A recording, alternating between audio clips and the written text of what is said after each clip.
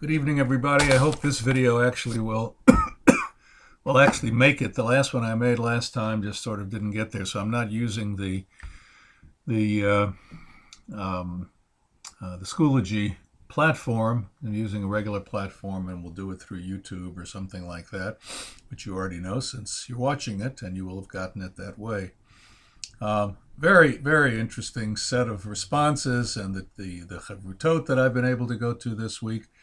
This is going to be sort of one more, at least partial week, dealing with Auerbach and the material from rabbinic literature on all these questions regarding the problem of evil, suffering of the righteous, the Yetzer Hara, the Yetzer HaTov, all of these things.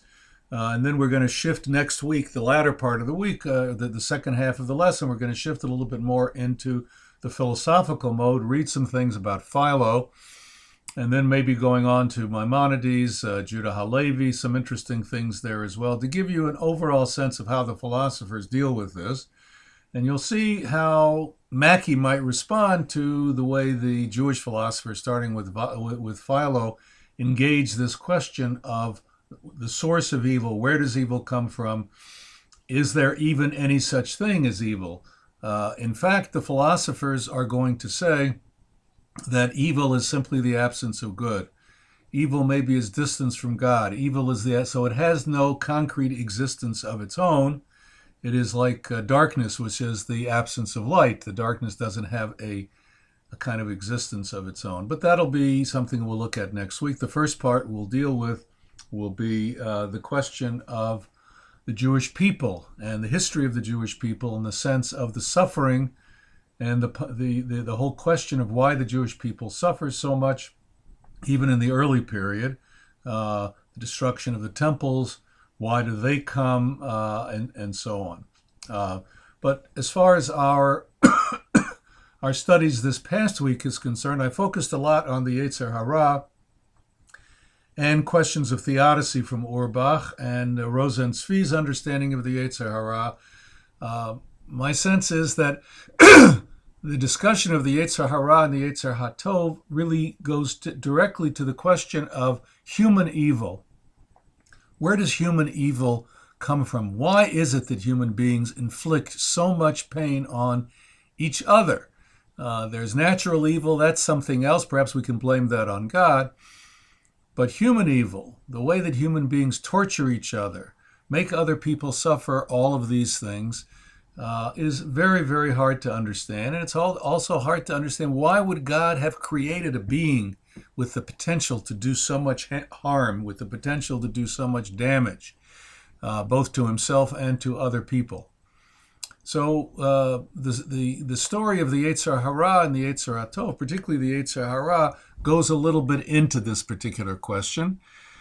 And you've read many of the things that the rabbis had to say about this, that it's really a concomitant aspect of freedom, free will, perhaps we might say, that sense that we have choices. If we have choices, there are better choices and worse choices. Why do we make these choices when they happen? How do we organize our lives? And the overall question of knowing that there are good things that we should be aspiring to, and still in the end not getting to them, not doing what we're supposed to do, and so on. How does that work?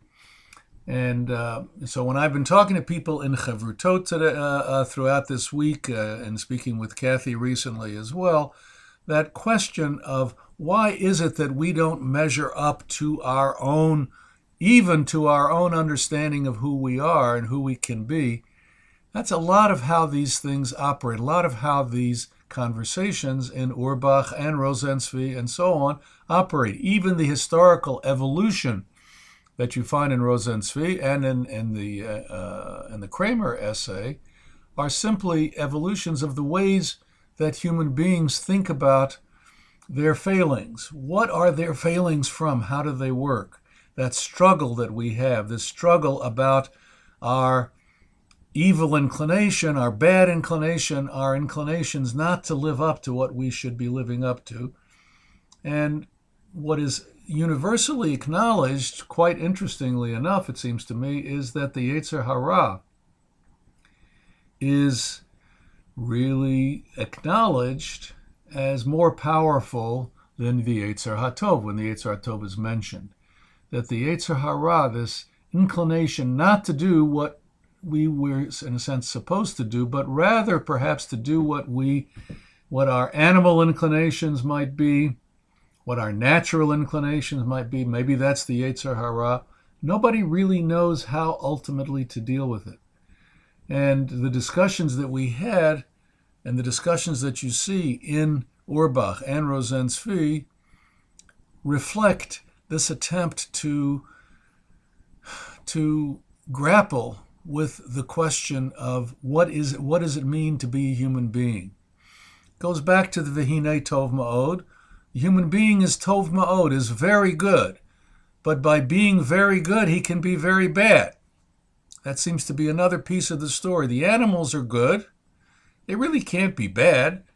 But human beings are very good because they can choose to be good, and that makes them very good. But they can also choose to be bad, and that makes them very bad in a certain sense, and they become accountable. And we have all of these midrashim about their accountability, about puranut, about destruction, and about Malach HaMavet, the angel of death. All of these things only come to a being that has choices, only come to a being that struggles with his choices, and come to a human being that's accountable for his behavior. So that's, in general, the way that I read this material. It's a struggle on the part of the rabbis, in my view, to do, it's not just psychology, because the moral aspiration is not just a psychological phenomenon. And Rosen Tzvi says it's not just an internal phenomenon either. That sense of a demon taking hold of us, that a demon is in us and we are fighting against demon. You know, we have this metaphor of he has his demons or she has her demons. That somehow or other means that we're reifying, making into something real, these things that happen inside of us which take us away from the kind of person that we would like to be. And in all of this, there is also that sense that we can be that person if we will simply take Torah seriously, if we will take God's word seriously, if we will take that to heart, though there will be ways that we can struggle and succeed in our aspirations. We can't simply do it in a world of hefkerut, in a world of no laws, no Torah, anything like that. We've also been given a special gift by God as the Jewish people, this Torah, to make us accountable. And as some of you have noticed, maybe we're better off not being accountable. If the other nations are not accountable in the same way, they don't get rewarded for good deeds, they don't get punished for bad deeds. Is that a good thing? Maybe it is a good thing. But as I wrote in my post recently on that, maybe it's a good thing, maybe it's not, but we as Jews and most people would like to be noticed. We'd like for God to be aware of us as individuals and not simply to be like animals, living our lives and dying and having no particular meaning. That's really part of the nature of all of this discussions that we've been having. I think the Rosen Tzvi thing really shows us a kind of evolution or development of the idea. But as you also saw, even in the later years, there are aversions to early stuff. So it's not necessarily development, it's changes over the years, and those changes get jumbled with past things, present things, future things. It seems to me we can't read this as in Rosen Tzvi's view as evolutionary or developmental, at least I don't think so, but they are different ways of thinking about the Yetzer Hara and the Yetzer HaTov. So that'll be it for now. I think that we'll have some interesting conversations next week on the place of the Jewish people in this whole way of thinking about good and evil, and then move on to some different, I think, very interesting materials. And I think next week I'm going to ask you also to think about the course, where we are in the course, what you've learned, how the chevrutot are going for you, what kind of suggestions you could make for the rest of the course. We're about halfway in right now, so there's still time. We're thinking about the final projects that you'll be doing. All of these things we'll take a look at in the coming week. So Shabbat Shalom to everybody. And Saturday night, for those who observe, is the holiday of Purim, which itself is interesting as we think about the problem of evil, the source of evil, and so maybe we'll have a chance to talk a little bit about that, your reflections on this course and the celebration of Purim. Maybe I'll ask a discussion question about that we can talk about next week. Bye-bye.